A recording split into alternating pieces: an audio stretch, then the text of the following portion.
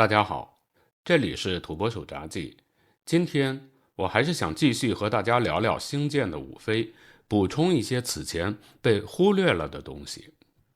今年10月13号 ，SpaceX 进行了星舰的第5次集成飞行实验。此前，星舰的4次试飞都出现过发动机故障，而这次超重的33台发动机和飞船的6台发动机工作状态都非常良好，而且这次发射塔还用筷子成功地回收了超重，飞船也以较高的精度载入和降落在印度洋的海面。这样的成功的确非常值得庆贺。今年4月4号，马斯克就在星舰3飞任务结束之后，公布了星舰的后续发展框架，规划中的第2代和第3代星舰也浮出水面。根据 SpaceX 的计划，如果我们把星舰的3个不同版本比喻成戏剧的3部曲的话，那么星舰的5飞就是戏剧第1部结尾的开始，接下来的6飞就是戏剧第1部的结尾，而星舰的7飞很可能就是戏剧第2部的开始。第1代星舰经过5次试飞，在技术上已经没有什么发展的空间。接下来 SpaceX 的重点就是开发第2代星舰，开展新一轮的技术迭代。目前 FAA 下发的许可证包括第6次试飞，预计 SpaceX 将在今年年底之前用 B-13 超重和 S-31 飞船组合进行第1代星舰的最后一次飞行实验，也就是星舰的6飞。我估计星舰的6飞除了进一步优化超重返回的流程之外，还会努力提高飞船的热防护性能和降落精度，同时还可能会让星舰飞船在轨进行一些不太重要的实验，就比如飞船发动机在轨的2次点火。这项实验本来打算在星舰3飞的时候就进行，但由于3飞星舰飞船的姿态控制存在着问题，所以就被放弃了。SpaceX 有可能在飞船上进行的另一项实验，是在3飞时就测试过的在轨推进剂转移。其中的原因呢，我在10月19号土拨鼠读评直播节目的一开始就解释过，在这儿呢，我就不再占用大家过多的时间了。感兴趣的朋友可以自行去查看。除此以外，星舰的6飞应该不会再有什么特别突出的亮点。说到星舰飞船的回收，根据马斯克自己发表的信息，估计要等到明年年初，星舰的7飞甚至是8飞才能进行。目前第1代星舰经过5次试飞，验证了发动机超大规模并联的可行性，验证了大尺度不锈钢舰体的可行性，验证了从发动机到火箭批量制造的工艺可行性，验证了筷子回收方案的可行性。这其中每一个可行性都是一次从0到1的突破。SpaceX 正是依靠着一系列的从0到1，才能迅速的成长和壮大。此外，4飞和5飞的精确返回也验证了 SpaceX 对巨型舰体高精度飞行的控制能力。这项能力不论是对火箭还是对外太空的飞行器都是非常重要的，它必将对 SpaceX 航天项目的研制工作提供极大的助力。对此，很多观众可能还缺乏一个足够的认识。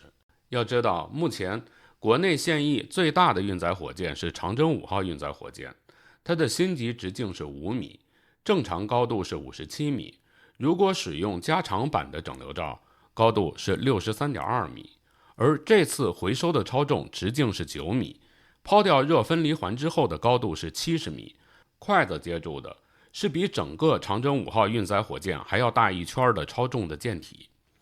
超重的干重大约是200吨，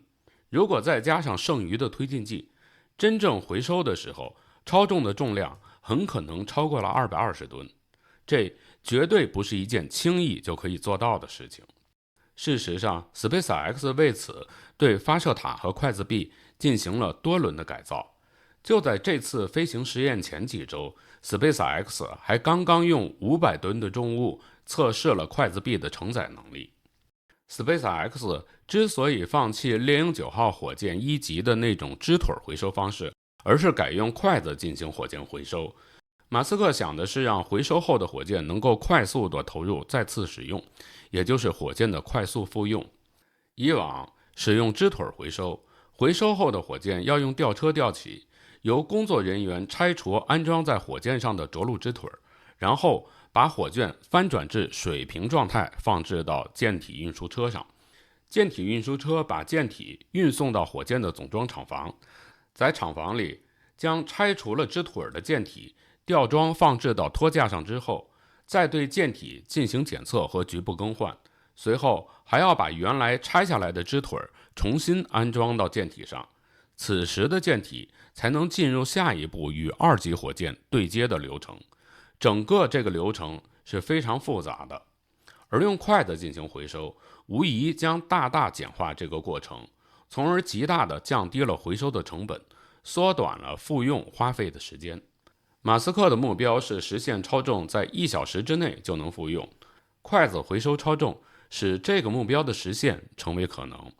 同样，为了实现这个目标，在星舰发射塔的地面以下还布置有非常复杂的加注管路。第一代星舰的超重和飞船总共需要加注4600吨燃料，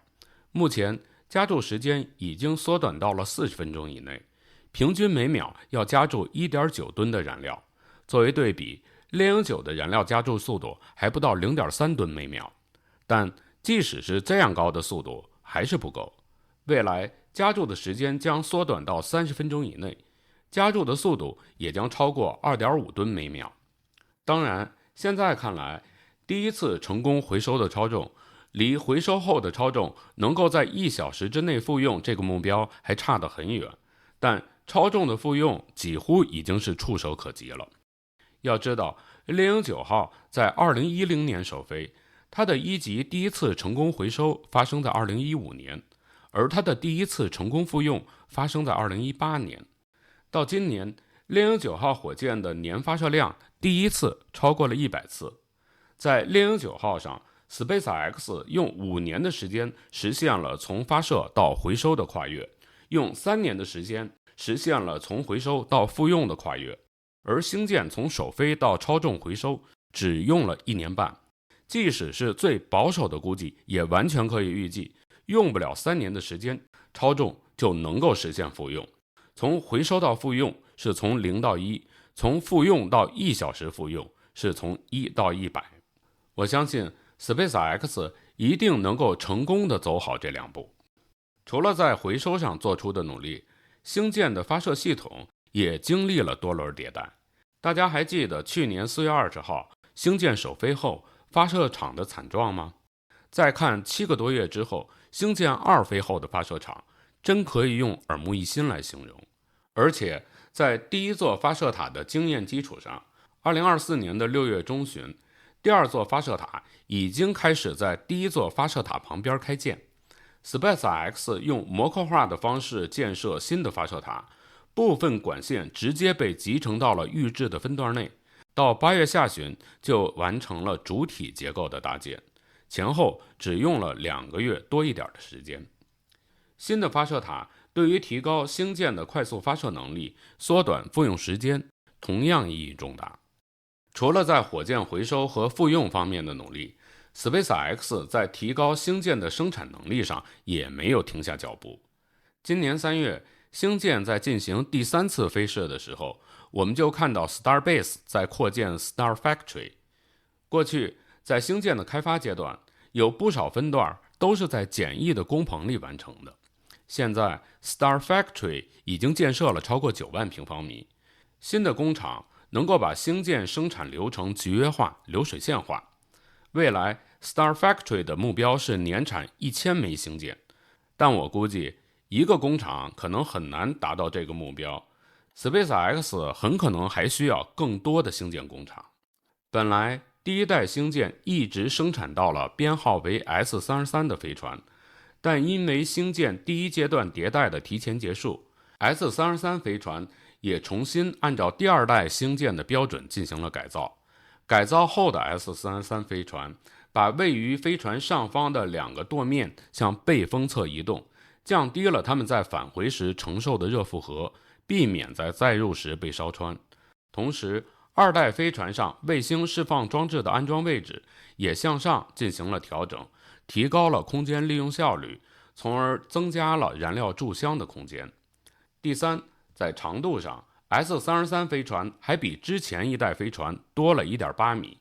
这些变化使得飞船携带的燃料总量从1200吨提高到了1500吨。第四，飞船上携带的发动机也很可能会从原来的3台海平面板加3台真空板猛禽2发动机升级成3台海平面板加6台真空板猛禽3发动机。在此基础上，第二代星舰的起飞总重量会比第一代星舰有所增加，对应的就需要更大的起飞推力。SpaceX 的解决方案是一方面为超重换装性能更强的猛禽3发动机，另一方面是增加超重上发动机的数量，从原来的33台增加到35台。猛禽发动机经过3代升级，发动机的重量从原来的2100公斤削减到了1300公斤，而推力从185吨提升到了280吨。第二代超重换装35台猛禽3发动机之后，起飞推力将从原来的7690吨提升到9800吨，推力接近土星5号运载火箭的3倍。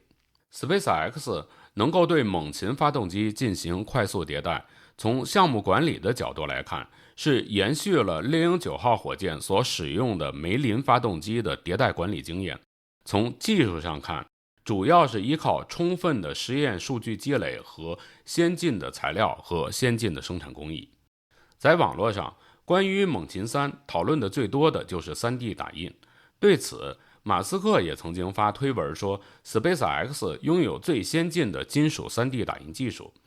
但其实 SpaceX 真正用 3D 打印的只是猛禽3发动机里新增的几个集成零部件。为什么会这样呢？这是因为 3D 打印会影响批生产的效率。SpaceX 在研制发动机的时候用 3D 打印能够加快研制进度，但在后续的批生产环节， 3D 打印就会严重限制批生产的能力。实际上，在批生产的时候，开模使用压力铸造和类似汽车生产线上的自动焊接才是效率更高的工艺路线。未来几年，随着第二代星舰投入使用，功能更强大的星链 2.0 正式版卫星会快速部署，并将以直连手机的方式提供服务。目前，星链的用户已经超过了400万，成为 SpaceX 的主要盈利来源。在过去近3年的俄乌战场上，星链的作用也充分得到了体现。前些年还有人说星链就是个骗局，但现在这种说法已经销声匿迹，取而代之的是几个类似的星座计划。在这些计划里，最受重视的就是中国星网的 GW 星座和上海信源的千帆星座。就在刚刚过去的10月15号，千帆星座的第2批卫星成功组网。千帆星座今年计划要发射6次，共108颗卫星，而星座的总规模达到了 1.5 万颗。该计划采用了类似星链的刀片式卫星的设计，每颗卫星的重量是300公斤，仅比星链 1.0 卫星的270公斤大一点，还没有达到现在星链 2.0 mini 版的700公斤的规模，更不要说未来星链 2.0 正式版的1250公斤的规模。目前，千帆依靠长征6号甲一次能够发射18颗卫星，未来上海信源打算用新的火箭达到一箭36星，甚至是一箭54星的目标。但受限于国内火箭的运载能力，即使是一箭54星，到2027年也只能完成1296颗卫星的组网工作。如此算来，如果千帆星座想在 IPO 最后截止期限内完成组网，从2028年到2036年的9年时间里，要发射近 1.4 万颗卫星。即使按照一箭54星，每次投入 16.2 吨载荷入轨，至少也要每年进行28次发射，每年的入轨质量超过450吨。而去年，全国总共才进行了67次火箭发射，总共将155吨载荷送入轨道。千帆计划的发射需求的占比分别是 28.8% 的发射次数占比和 290% 的质量占比。因此，如果在未来几年，国内航天的运载能力没有出现指数级的增长，就这点运载能力，连上海信源一家公司的需求都得不到满足，就更不用说组网规模更大、截止日期更靠前的 GW 星座计划了。最后，让我再来聊几个我前面谈星舰5飞时被我忽略的细节。第一，就是星舰4飞的时候，飞船由于舵面被烧毁而影响了载入精度。SR9 飞船在海面上最后降落的时候，偏离了计划的落点6公里。这就是星舰4飞直播画面中我们没有能够看到星舰最后落到海面上的原因。星舰5飞虽然依然出现了舵面烧蚀的问题，但载入阶段海面浮标近距离传回的溅落的图像说明，这次星舰的载入精度非常高，也从侧面说明，相比于星舰4飞，5飞飞船的热防护性能的确得到了大幅提升。其次，超重在返回的过程中，底部的脐带接口出现火情，一处压力容器保护罩脱落。从慢镜头来看，压力容器保护罩与脐带接口处的燃料泄漏在发动机制动点火前就发生了，因此压力容器保护罩的脱落和燃料泄漏不是因为制动点火时的震动而导致的，造成这两个异常现象的原因还得从其他方面来找。第三，飞船在海面上降落后发生爆炸，有些网友认为是意外爆炸，还有媒体认为是返回测试时出现了部分失败。但其实星舰飞船降落后的爆炸本身就是发射计划的一部分，如果不爆炸，星舰飞船就会变成不受控制的漂浮爆炸物，贮箱内残留的甲烷也会造成环境污染。FAA 在飞船印度洋降落的环评文件中明确说，星舰飞船水平倒下后，与海平面的碰撞会导致管线破损，使剩余的甲烷与氧气混合并发生爆炸。所有的燃料都会在爆炸中消耗，只会留下不锈钢结构碎片，不会造成环境影响。FAA 还基于 SpaceX 提供的数据资料，估算了发生爆炸的燃料总数大约是10吨，据此推算爆炸对海洋生物产生的影响，因此大家就不必对此过于遗憾了。好，关于星舰5飞，我想和大家补充聊的就是这些了。不知道您在听了之后有什么别的想法，欢迎您给我留言，咱们可以一起讨论。在节目的最后，我要提醒您，请您订阅我的频道，打开小铃铛，这样您就能收到我节目更新的通知。同时也欢迎您转发、评论、点赞。咱们下期节目再见。